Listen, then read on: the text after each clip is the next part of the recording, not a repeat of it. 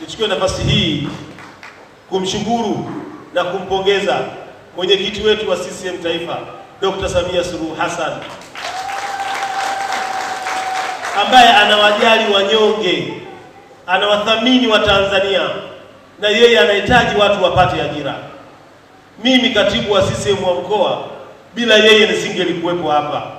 Kwa hiyo kazi hii nimeifanya ya Dr. Samia Suluhu Hassan. Kazi hii nimeifanya ya Chama cha Mapinduzi.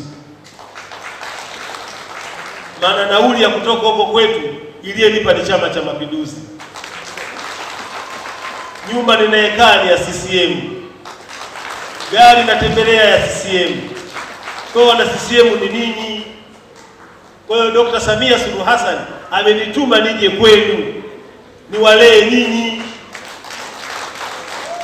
Kwa hiyo mazuri yote mnayoyaona tunayoyafanya ndiyo mazuri ya rais wetu, ndiyo mazuri ya mwenyekiti wetu wa CCM Taifa Dr. Samia Suluhu Hassan. Hawezi kwenda mitaa yote, hawezi kwenda kata zote, hawezi kwenda wilaya na mikoa yote, lakini sisi ametupa mamlaka kufika na kufikisha ujumbe wake. Kwa hiyo ujumbe huu ni wa Dr. Samia Suluhu Hassan kwa wajasiriamali wa Mwanza. Ndugu zangu, mmepata mafunzo. Mafunzo haya ni imani yangu baadhi yenu mmeyaelewa. Tulikubaliana na kiongozi wenu mkuu mkufunzi kwamba baada ya kupata mafunzo haya mwende mkayafanyie kazi kwenye mitaa yetu.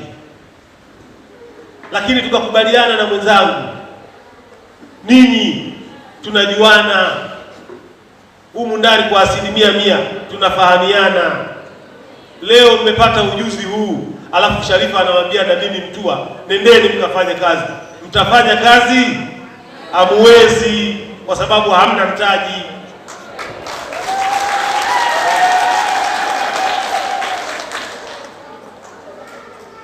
Kwa niaba ya Chama cha Mapinduzi na kwa niaba ya mwenyekiti wetu wa CCM Taifa, mama yetu mpendwa Dr. Samia Suluhu Hassan, hatuwezi kushindwa kuwapa mtaji wakina mama wajasiriamali, vijana wajasiriamali, wakina baba wajasiriamali wa mkoa wa Mwanza wapatao 150, eti tushindwe kuwapa mtaji. Haiwezekani. Tunataka tuoneshe kwamba chama ni cha wanachama wenyewe na chama ni cha wananchi wenyewe wa mkoa wetu huu wa Mwanza, na zoezi hili litaendelea kwenye kila wilaya. Lakini nyinyi wajasiriamali wote mliopata mafunzo hapa, tutawapatia mitaji ya kwenda kuanza shughuli hii katika mitaa yenu. Kwenye Qur'ani tukufu, hata Biblia inatufundisha tujifunze pia kusaidia watu ambao tunawaona hali zao ziko chini. Mimi ninashukuru Mwenyezi Mungu, hata nikiwa na kilo moja ya mchele nyumbani, mtu akija akiniambia ana shida nyumbani kwake ya wajana, ni bora nimpe ule mchele na mboga akale na familia yake, mimi nikanunue mkate nile. Hii ni sadaka kubwa sana.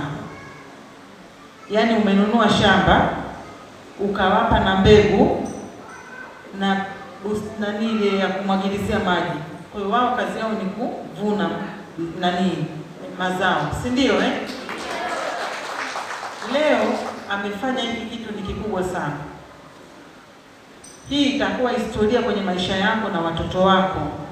Leo unaweza ukawa hatupo, lakini itakuwa ni story nzuri kwenye maisha ya watoto wetu watakaobaki hapa duniani. Ndio maana tunasema tujifunze kuwa na roho nzuri. Hata wewe hapa umepata elimu hii, kesho pia ukawasaidie majirani zako, usinufaike peke yako. Kiukweli katibu, unaoyafanya ni zaidi ya sadaka. Leo hii watu wanapata mafunzo ni kwa sababu yako wewe, kaka Mtua.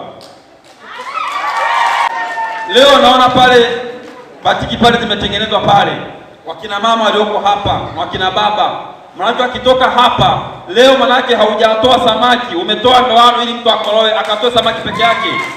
kwa sababu kuna kutoa samaki na kuna kutoa ndoano ili ukavue samaki mwenyewe. Leo ulichokifanya si umetoa samaki, umetoa ndoano. CCM oyee! Na kiukweli kwa dhati ya moyo wangu nakupongeza na Mungu endelee kukubariki. Asante sana.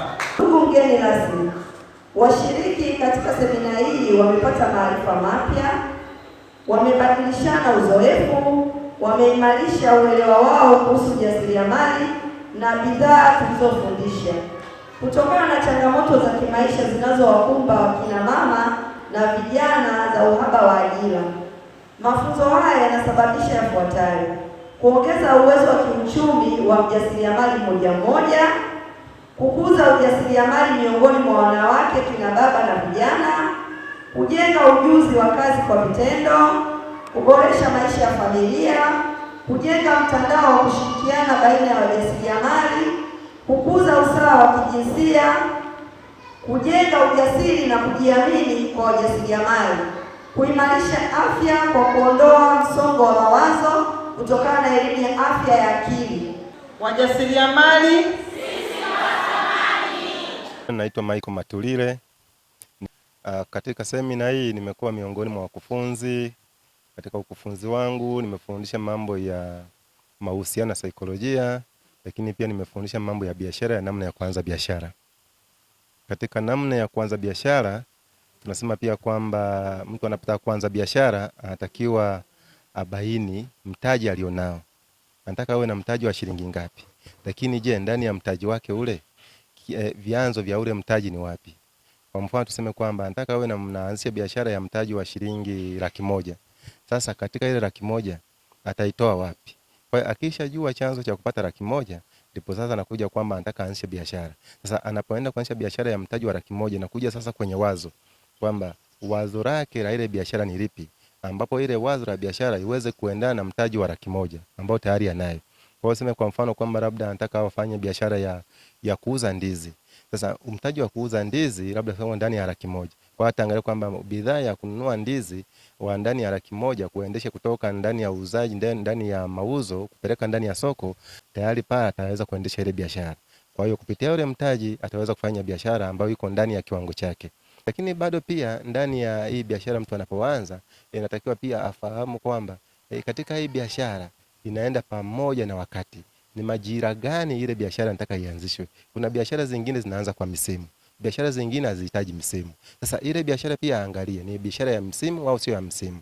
Lakini sasa tunakuja kwamba mtu anapoenda kuanzisha biashara, miongoni mwa hatua nyingine kubwa kabisa, kabla ya kuanza kuzalisha bidhaa, lazima au ameshatambua soko la uhitaji wa ile bidhaa liko wapi, ili kwamba anapoenda kuzalisha bidhaa tayari ameshafahamu soko lake liko wapi. Maana akifahamu soko akaenda kuzalisha bidhaa, anakuwa na uhakika wa moja kwa moja kwamba bidhaa yake itaenda. Ni hatari sana mtu kuanza kuzalisha bidhaa ndipo akaenda kutafuta soko.